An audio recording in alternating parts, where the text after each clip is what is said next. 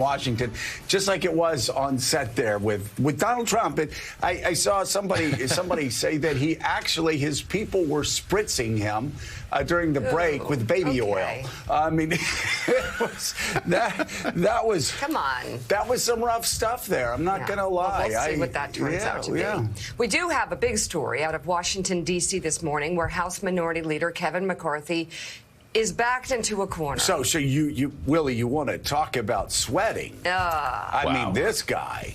Woo-wee. I don't know. Well, Speaker Kevin, we hardly knew ye. Yeah, yesterday he adamantly denied.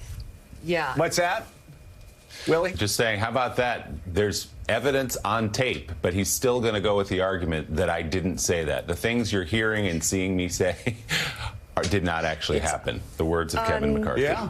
It's unbelievable. Unbelievable. He denied, as Willie said, this reporting from a new book by political reporters Alex Burns and Jonathan Martin that McCarthy wanted Donald Trump out after the January 6th Capitol attack. It's a logical thought, by the way, and reaction to that attack. Everybody else was saying the same McCarthy thing. had a call with House leadership in the days after the attack in which he said he planned to call Donald Trump and tell him it was time for him to go.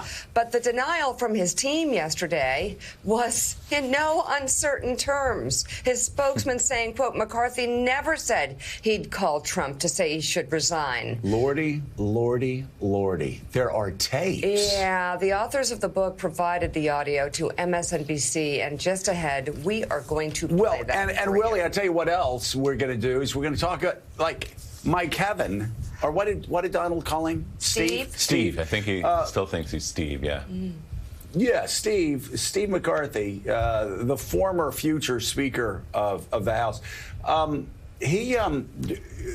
2016, remember they all the Republican leaders were together, and he said that Donald Trump was on the payroll of Vladimir Putin. Yes. And he said, swear to God, guys, swear to God, I think he is. They denied that. Mike Kevin denied that. Was shown a transcript of that. He said it was fake news. Then they played him the tape. Great. And he goes, oh, I was just joking. It's the same thing. Like, again, Willie, these people, Donald Trump, Mike Kevin, Steve, whatever his name is, and it seems about half the Republicans in Congress, it's like they think that videotape has not been created yet, that like cassette tapes are just around the corner, but nobody can actually record their spoken words, and they just keep lying.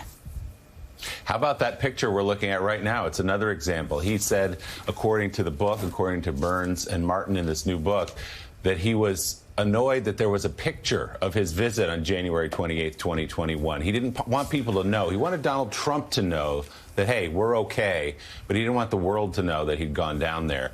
But yeah, the sequence of events here is astounding. You've got the reporting from the book. By the way, that original piece that we talked about yesterday said there were tapes. And yet, Kevin McCarthy went out and said, I absolutely unequivocally did not say that, to which Jonathan Martin and Alex Burns say, here are the tapes. So the question will be, does Kevin McCarthy pay a price for that? Will Donald Trump come out and say something? Or will Republicans hold that against him?